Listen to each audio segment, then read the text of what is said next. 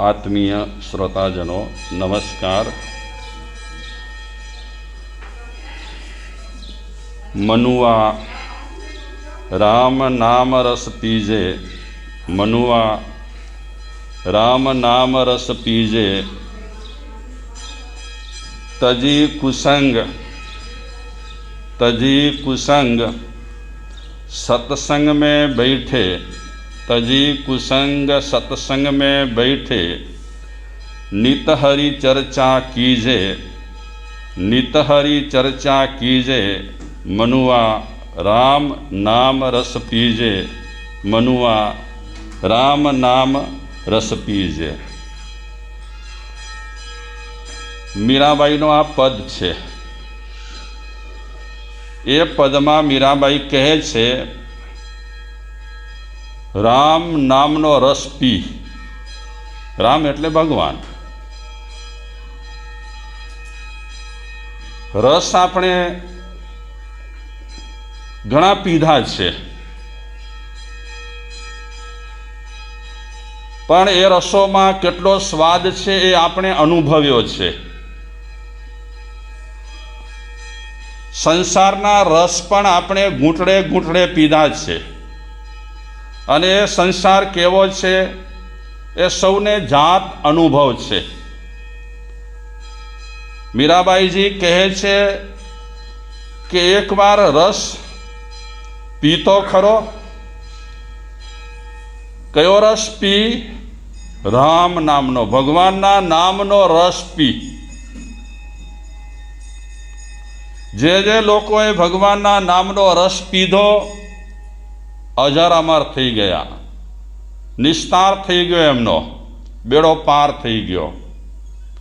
मीराबाई जी कहे छे तज कुसंग, कुसंग छोड़ी दे तू, सत्संग में बैठे, सत्संग में बेस, नित हरि चर्चा कीजे, नित हरि चर्चा कीजे। एक सेकंड पण तारी एवी जवी न जोईए के जे सेकंड में ताराथी हरि चर्चा न थई होय। हरि चर्चा एटले भगवाननी चर्चा। एक एक सेकंड तारा माटे कीमती रहेली छे। कुसंग ने तजी दे, सत्संग में बेस, सत्संग में बेस। सत्संग एटले शुं एनी व्याख्या करी छे કેટલાક विचारक पुरुषोए। सत्संग गमे त्यां थाय अने सत्संग गमे तेनी साथे थाय। सत्संग एटले शुं? ज्यां परमात्मानी चर्चाओ चालती होय एने सत्संग कहेवाय। भगवाननी चर्चाओ चालती होय, बीजी कोई चर्चाओ ज न होय, केवल भगवाननी चर्चा।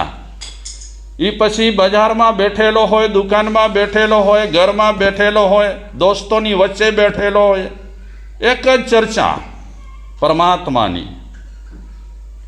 जे व्यक्ति सतत परमात्मानी चर्चा करतो रहतो होय छे ते सत्संग में रहे छे। सत्संग केवल धर्म स्थल में ज थाय ए जरूरी नथी। सत्संग गमे त्यां थई शके छे। धर्म स्थल में सत्संग थाय एवी कोई धारणा आपणे राखता होईए तो ए धारणा खोटी छे। ज्यारे ज्यारे आपणे परमात्मानी चर्चा करीए छीए त्यारे त्यारे आपणे सत्संग करी रह्या छीए। उपाश्रय में बैठेला होईए अने आपणे संसारनी चर्चा करता होईए तो समझवानुं आपणे सत्संग में नथी बैठा, कुसंग में बैठा छीए। उपाश्रय होय तो शुं थयुं? आराधना भवन होय तो शुं थयुं? ज्यां संसारनी चर्चा चाले छे त्यां कुसंग छे। अने आपणा द्वारा घणो बधो समय शनी चर्चाओ थाय घणा टाइम में। हाँ, संसारनी। घणा लोको के महाराज साहेब आज तो मैं रातना 11 वागे सुधी जाग्या। અમે પૂછી 11 વાગ્યા સુધી કર્યું શું? હું શું કર્યું 11 વાગ્યા સુધી? ફોગટના જાગ્યા ને. એના કરતા તમે સમયસર સૂઈ ગયા હોત તો સારું થાત. કલાકો સુધી માણસ સંસારની ચર્ચાઓ કરતો રહે એને કુસંગ કહેવાય. અને કુસંગ માણસને ગમે, બહુ ગમે. વ્યાખ્યાન હું કદાચ અડધો કલાક આગળ ચલાવ્યું તો શું કરો તમે? હા, જલ્દી જલ્દી બિસ્તરા પોટલા વીંટી કરી અને એક પછી એક રવાના. હા, મારા સાહેબે આજે બહુ ટાઈમ લઈ લીધો. જ્યારે ધર્મની ચર્ચાઓ ચાલતી હોય છે ત્યારે ટાઈમ લઈ લીધો એમ કહેવાય, અને સંસારની જ્યારે વાતો થાય ત્યારે હજ તો એડી મજા આવે. રાત જો કંકુબાઈ સાથે ગાલ્યું કહ્યું, માપરજું જોન્યું, બહુ મજા આવે.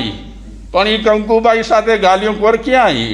એ બહેન સાથે, એ ભાઈ સાથે તમે વાતો શું કરી? શું કરી વાતો થઈ? ધર્મની થોડી વાતો થઈ, વાસુ પૂજ્ય ભગવાનની વાતો થઈ. મીરાબાઈજી કહે છે, રામ નામનો રસ પીઓ, મેં પીધો છે. કોણ કહે છે? મીરાબાઈ કહે છે, મેં પીધો છે એટલે તમને કહું છું. એનો શું સ્વાદ છે, એની શું લહેજત છે, એની શું મજા છે, એ મને ખબર છે. અનુભવ સિદ્ધ મીરાબાઈ વાત કરે છે કે પીવા જેવો હોય, ગટગટાવા જેવો હોય તો રામ રસ ગટગટાવા જેવો છે. આ તો જેને અનુભવ થાય ને એને જ ખબર હોય કે એ રસ આપણે ગટગટાવીએ તો એમાં કેવી મજા હોય. એ કોને ખબર પડે? હા, આપણે કારેલાનો રસ પીધો હોય તો આપણને ખબર પડે કે કારેલાનો રસ કેવો હોય. હા, કે કોઈ દી કારેલાનો રસ પીધો ન હોય ને આપણે કહીએ કે બહુ કડવો છે. ભલા તું કયા આધારે કહે છે કે કારેલાનો રસ કડવો છે? પીધો છે ક્યારે? કે ના રે ના, હું ક્યારે કારેલાનો રસ પીવું નહીં, મરી જાઉં કારેલાનો રસ ન પીવું.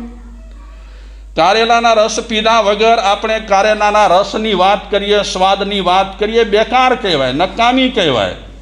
એ રીતે પરમાત્માના નામનો જે રસ રહેલો છે એ તો જેણે પીધો હોય તેને જ ખબર પડે કે એ રસમાં કેવી મજા રહેલી છે. જે લોકો ડૂબી ગયા ને એ રસમાં, એ લોકો પછી બહાર નીકળ્યા જ નથી. શેમાં ડૂબી ગયા?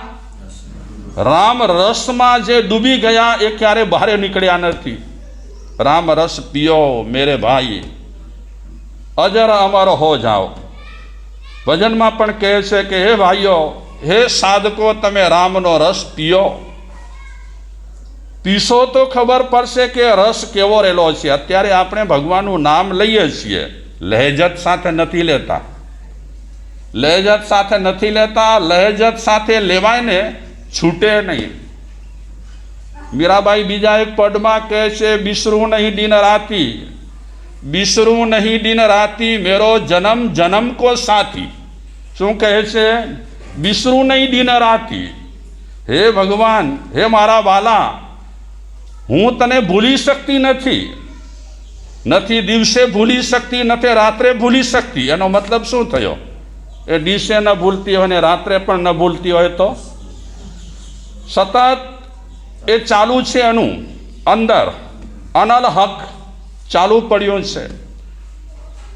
તો મીરાબાઈજીએ અનુભવ કર્યો છે. અનુભવ સાથે જગતને કહે છે કે આ રસની લહેજત કંઈક અલગ જ રહેલી છે.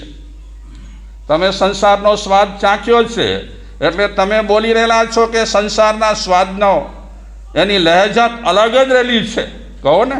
હા, પછી જે ડાંબ પડ્યા હોય એ બતાવાય નહીં હો. ડાંબ પડ્યા હોય તો એ ઢાંકી દેવાય. બાકી સંસારમાં કેવા કેવા ડાંબ પડે છે, શું કોઈને અનુભવ નહીં થયો હોય? હા, મીરાબાઈજી કહે છે, બિસરું નહીં દિન રાતી, મેરો જન્મ જન્મ કો સાથી.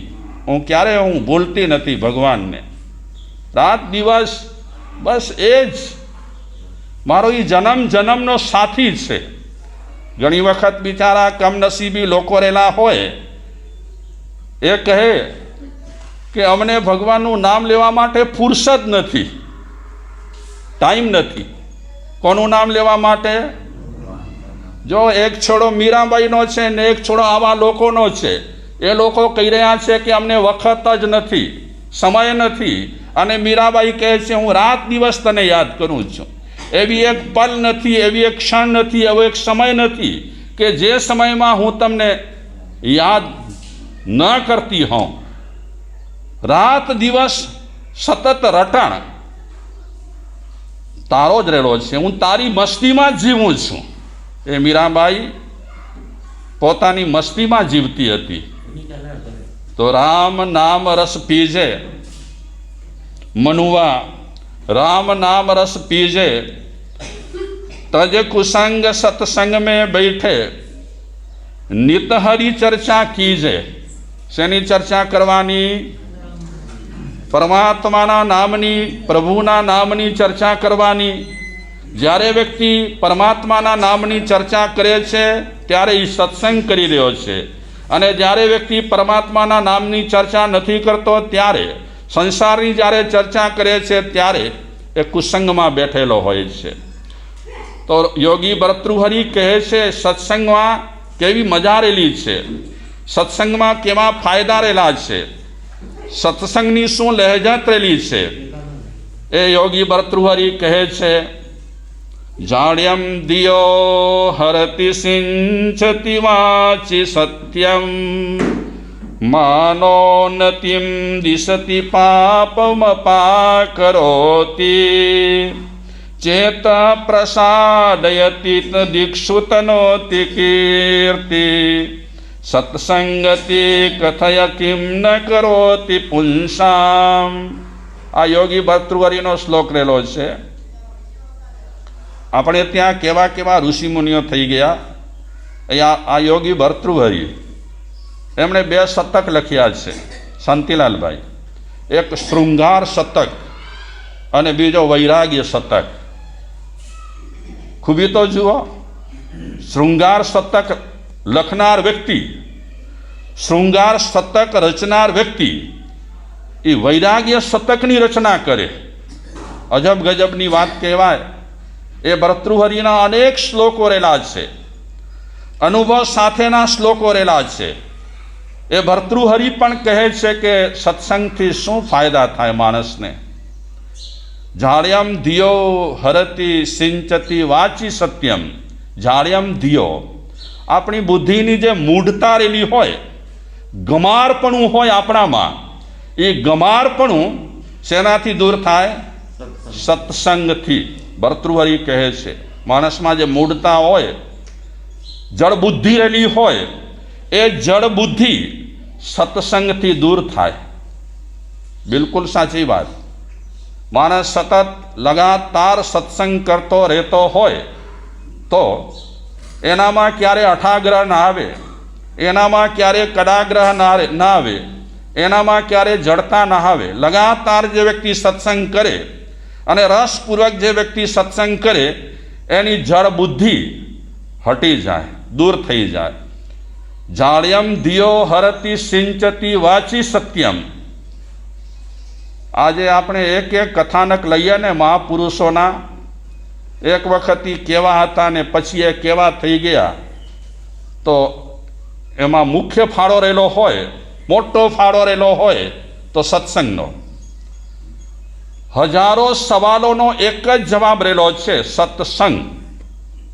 આપણને સારા વિચાર જોઈતા હોય તો સત્સંગ કરવું જોઈએ, આપણને ધર્મની લાઈન જોઈતી હોય તો સત્સંગ કરવું જોઈએ, આપણને તત્વની ઝંખના થતી હોય અને એ તત્વની ઝંખના આપણને પૂર્તિ કરવી હોય તો એ સત્સંગ કરવો જોઈએ, પરમાત્માની નજીકમાં જવું હોય તો પણ સત્સંગ કરવું જોઈએ. આવા આપણે હજારો સવાલો ઉઠાવીએ, એ હજારો સવાલોનો એક જ જવાબ રહેલો છે, સત્સંગ. બધા ફાયદા એનાથી છે. યોગી ભર્તૃહરિના શ્લોકમાં યોગી ભર્તૃહરિએ કીધું જળબુદ્ધિ નાબૂદ થાય એ મોટી વાત હો. નહીં તો આપણે બધા ધર્મ ધ્યાન કરતા હોઈએ પણ જળબુદ્ધિ આપણામાં એટલી ને એટલી હોય, એટલી ને એટલી. કોઈ વસ્તુ આપણે સમાધાન કરવા માંગતા જ ન હોઈએ. જે હઠ પકડી હોય, જે વાત પકડી હોય એમાં બાંધછોડ આપણે બિલકુલ ન કરીએ. આ જળબુદ્ધિ કહેવાય. હકીકતમાં સત્સંગથી જળબુદ્ધિ વધે નહીં, સત્સંગથી જળબુદ્ધિ ઘટે. પણ ગમે તે કારણસર આપણી જળબુદ્ધિ ઘણી વખત ઘટવાને બદલે શું થતી હોય? વાતે વાતે જળબુદ્ધિ વધતી હોય. તો એનો જવાબ પણ છે હો કે કેમ આપણે સત્સંગ કરતા હોઈએ, વ્યાખ્યાનો સાંભળતા હોઈએ, પ્રવચનો સાંભળતા હોઈએ તો પણ આપણી મૂઢતા કેમ દૂર નથી થતી? એનું કારણ એક એ બતાવ્યું કે 100 મણ લોખંડની કડાઈ હોય, 100 મણ લોખંડની કડાઈ હોય, એને તપાવવામાં આવે, લાલ ચોળ થઈ જાય. કેટલા મણની કડાઈ? 100 મણની કડાઈ લોખંડની એ અગ્નિમાં નાખી અને લાલ ચોળ કરવામાં આવે. પછી એને બારે કઢાય અને બારે કાઢી કરી અને કોઈક થોડા છાંટા નાખે તો એ ઠરી જાય, ઠંડી થઈ જાય. બહેનો કેમ ન થાય? પાણી છાંટ્યું આપણે. 100 મણની લોખંડની કડાઈ છે, એને 2-5 છાંટા કામ ના આવે. જેમાં આપણે છાંટા નાખીએ ને છૂછાટ થઈ જાય, છૂછાટ થઈ જાય. તો આપણે બધા છીએ ને, તમે હું આપણે બધા, તમે નહીં હો, હું, કે આપણે બધા 100 મણ લોખંડની કડાઈ જેવા છીએ બાપા. હા, તેમાં અડધો કલાક 5 કલાક આપણે સત્સંગ કરી અને કહીએ કે આપણે તો પામી ગયા, એ વાતમાં માલે નથી. ગરમા ગરમ લોખંડની કડાઈ છે, લાલ ચોળ થઈ ગઈ છે લોખંડની કડાઈ. એને ઠારવા માટે તો કેટલું પાણી ખપે? એકડો લોટો.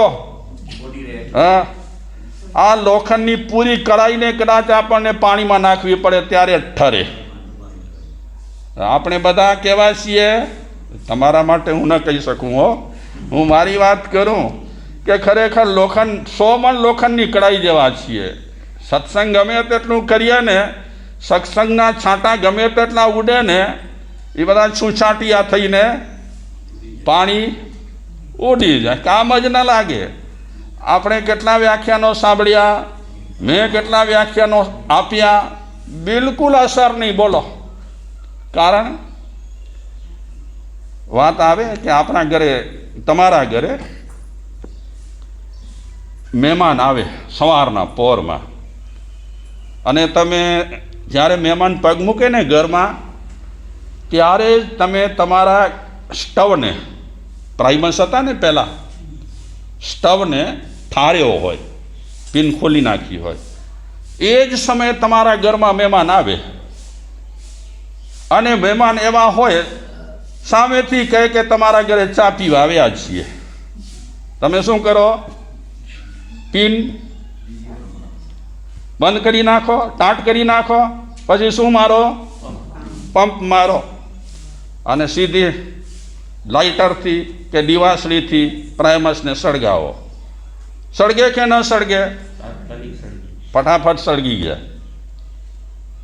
એ પહેલાંના માણસો છે ને આવા તરત જ ઓલવાયેલા પ્રાઇમસ જેવા હતા. એક પંપ મારી એટલે પ્રાઇમસ તૈયાર. પણ તમને ખબર છે ઘણા ટાઈમ સુધી પ્રાઇમસ આમને આમ પડ્યો હોય, પછી એને ચાલુ કરવો હોય તો પહેલાં તો પિન બંધ કરીએ આપણે, પછી પંપ મારીએ, અને ઘણી વખત પંપ પકડે નહીં, જોર જોરથી મારવો પડે, અને રાનજીભાઈ જેવા મંત્ર પણ સંભળાવે 2-4. હા, પંપ મારે મારે મારે, ઘાસલેટ નીકળે નહીં પહેલાંમાંથી, વાઇસલમાંથી. એટલે શું કરે બહેનો? પિન મારે, 2, 5, 15 વખત પિન મારે. પિન એક ખરાબ થઈ જાય, બીજી પિન ખરાબ થઈ જાય, ત્રીજી પિન ખરાબ થઈ જાય. એવા પ્રાઇમસ પડ્યા હોય ને આમ ને આમ, જલ્દી સળગે જ નહીં. તો આપણા બધા પ્રાઇમસ છે ને ઠરી ગયા છે ભાઈયા, આપણા બધાના પ્રાઇમસ ઠરી ગયા છે. ગમે તેટલા પંપ મારીએ પહેલાં તો ઘાસ તેલ નીકળતો નથી, અને ઘાસ તેલ કાઢવા માટે શું મારવી પડે છે? પીનો ભરાવવી પડે છે. હવે પીન ભરાવાના જમાના ગયા હો. વ્યાખ્યાનમાં પહેલાં પીનો બહુ ભરાવાતી, અમે ભરતા પીનો. હવે તો અમે રાજીપે વ્યાખ્યાનમાં વાત કરીએ અને લોકોને કહીએ આવવું હોય તો આવો, ના આવવું હોય તો તમારી જેવી અનુકૂળતા. કોઈ ફોર્સ નહીં, કોઈ આગ્રહ નહીં. આવો તો વેલકમ, નહીં આવો તો તમારી જેવી સ્થિતિ સંજોગ. પણ એક વખતે વ્યાખ્યાનમાં એવી કડવી ભાષા પણ બોલાતી હતી અને કડવી ભાષા લોકો સહન કરી લેતા હતા. હવે આપણે કડવી ભાષા વ્યાખ્યાનમાં બોલીએ ને તો મુંબઈથી કંઈ 10-15 જણા આવ્યા હોય ને એ વારા ફરતી ટિકિટ કઢાવીને કે મારે તો બહુ કડવું બોલે છે, મજા નથી બહુ. એટલે હવે તો બહુ સાચવવા પડે છે પ્રાઇમસને. પિન મારતી વખતે પણ બહુ સાચવવું પડે છે. પિન અમે હવે અમેરિકાની લીધી છે એટલે તૂટે જ નહીં પિન. ઠીક, આપણે વાત કરીએ કે હવે તૈયાર પ્રાઇમસ ગયા. હવે જે પ્રાઇમસ છે તે આ છે, એને હવા ભરવી પડે, પીનો મારવી પડે, અને ન હાલે તો એને ઉપાડી કરીએ ને આમ હલાવવો પડે, ફેંકો નહીં, હલાવવો પડે, બધું થાય. ચાલો આપણે વાત કરીએ છીએ